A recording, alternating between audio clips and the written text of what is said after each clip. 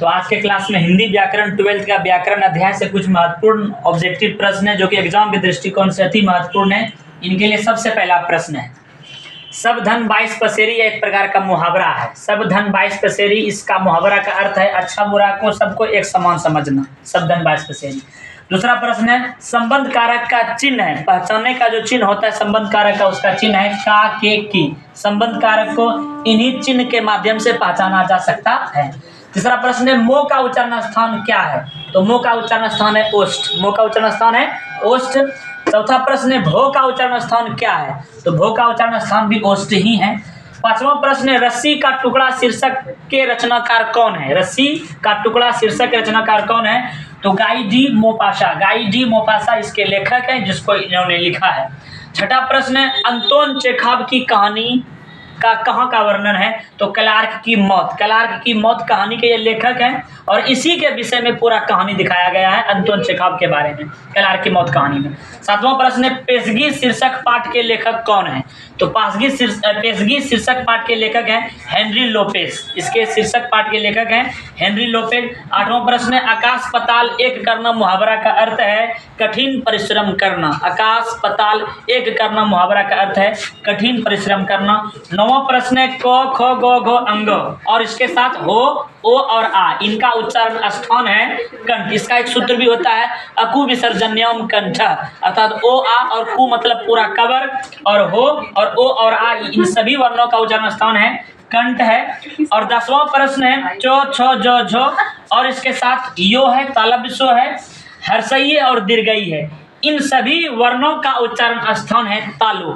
एक बार फिर से सुन लीजिए, च, छ, जो, झो, उसके बाद यो है, उसके बाद तालब सो है, हर्षई है और दीर्घई है। इन सभी वर्णों का उच्चारण स्थान तालु है। उसके बाद 11वां प्रश्न है, टो, ठो, डो, ढो, नो, मूर्धन्य सो और री और अड़ो और बड़ी अड़ो और छोटी अड़ो, इन सभी वर्णों का उच्चारण स्थान है मूर्धा है। इन सभी वर्णों का उच्चारण स्थान मूर्धा है। 12वां प्रश्न है, तो, थो, धो, नो का उच्चारण स्थान है दंत। याद रखिए इन वर्णों को, तो, थो, धो, नो का उच्चारण स्थान है दंत। इनके बाद अगले स्लाइड में यहाँ पर जो हमने लिख कर रखा है, रचना की दृष्टि से वाक्य के कितने प्रकार हैं? तो रचना की दृष्टि से वाक्य के 3 प्रकार हैं।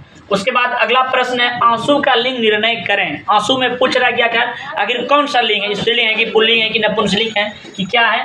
तो आंसू में पुल्लिंग शब्द है, आंसू एक पुल्लिंग शब्द है। और अगला प्रश्न है, उत्पत्ति की दृष्टि से शब्द के कितने भेद हैं? तो उत्पत्ति की दृष्टि से शब्द के 4 भेद है, तत्सम, तद्भव, देशज, विदेशज, ये 4 हैं उत्पत्ति की दृष्टि से। 16वां प्रश्न है, उल्टी गंगा बहाना मुहावरा का अर्थ है विपरीत कार्य करना। उल्टी गंगा बहाना मुहावरा का अर्थ है विपरीत कार्य करना। अगला प्रश्न है, पो का उच्चारण स्थान क्या है? तो पो का भी उच्चारण स्थान ओष्ठ है। 18वां प्रश्न है, त्रिभुवन का विग्रह क्या होगा? विग्रह मतलब अलग अलग शब्द क्या है? तो त्रिभुवन को अलग अलग किया जा सकता है 3 भवनों का समारोह, अर्थात जो भवन 3 भवनों से घिरा हो वह त्रिभुवन कहलाता है। 19वां प्रश्न है, जिसने गुरु से दीक्षा ली हो। जिसने गुरु से दीक्षा ली हो के लिए एक शब्द इसके लिए प्रयोग होगा दीक्षित। यह प्रश्न है कि अनेक शब्दों के लिए एक शब्द क्या प्रयोग कर सकता है? तो जिसने गुरु से दीक्षा ली हो के लिए एक शब्द हम प्रयोग कर सकते हैं क्या? दीक्षित प्रयोग कर सकते हैं। 20वां प्रश्न है, सो का उच्चारण स्थान क्या है? तो दंत। दंत जो है दांत के सहारे से हम सो का उच्चारण करते हैं, तो सो का उच्चारण स्थान है दंत। अगला प्रश्न है, आग में घी डालना, एक प्रकार का मुहावरा है। आग में घी डालना मुहावरा का अर्थ है क्रोध को और भड़काना। क्रोध को और भड़काना यह मुहावरा का अर्थ है। तीर से बाघ मार दिया गया। तीर से बाघ मार दिया गया, यह किस कारक का उदाहरण है? तो अपादान कारक। अपादान कारक को 2 स्थिति में पहचाना जा सकता है, एक तो जुदाई के केस में और दूसरा किसी को मारने या रक्षा करने के केस में अपादान कारक की उपलब्धि होती है जिसका कि संकेत चिन्ह से है। तो तीर से बाघ मार दिया गया इस वाक्य में अपादान कारक है। अगला प्रश्न है, हेनरी लोपेज का जन्म कब हुआ था? हेनरी लोपेज का जन्म 1937 में हुआ है। हेनरी लोपेज का जन्म 1937 में। अगले स्लाइड में आप जैसा कि देख रहे हैं, अगला प्रश्न 24 नंबर, आयोग वह वर्ण है। आयोग वह वर्ण है अनुस्वार और ओ विसर्ग अ। आयोग वह वर्ण मात्र 2 ही होते हैं और वह होते हैं अनुस्वार और ओ विसर्ग अ होते हैं, हम क्लास में भी बता चुके हैं। संयुक्त वर्ण है अक्षोत्तरों, ज्ञों और स्वरों और इसका भी संख्या 4 4 है। संयुक्त वर्णों की संख्या 4 है, वह अक्षो है, वह त्रो है, ज्ञो है और श्रो है। अगला प्रश्न ऊष्म वर्ण है, तालव्य स्व, मूर्धन्य स्व, दंत स्व और हो, इसका भी संख्या 4 है, याद रखिएगा, एग्जाम के दृष्टिकोण से महत्वपूर्ण है। अंतस्थ वर्ण है यो, रो, लो, वो, इसका भी संख्या 4 है, इसका भी संख्या 4 है। अंतस्थ वर्ण है, एक यो है, एक रो है, एक लो है और एक वो है।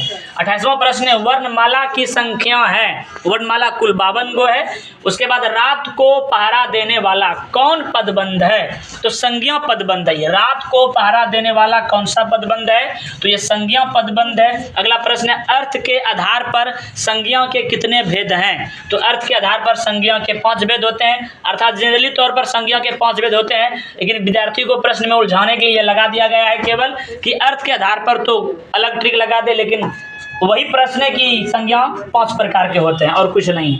31वां प्रश्न है, जो स्त्री अभिनय करे के लिए एक शब्द क्या है, तो उसके लिए एक शब्द है अभिनेत्री। अगर जो पुरुष अभिनय करता है उसको अभिनेता बोला जाता है, जो स्त्री अभिनय करती है उसको अभिनेत्री बोला जाता है, ये एक शब्द है। उसके बाद अंतिम प्रश्न है, क्लार्क की मौत के लेखक का नाम क्या है। क्लार्क की मौत के लेखक का नाम है अंतोन चेखव। अंतोन चेखव इसके राइटर हैं। ठीक है, अगले वीडियो में हम मिलते हैं।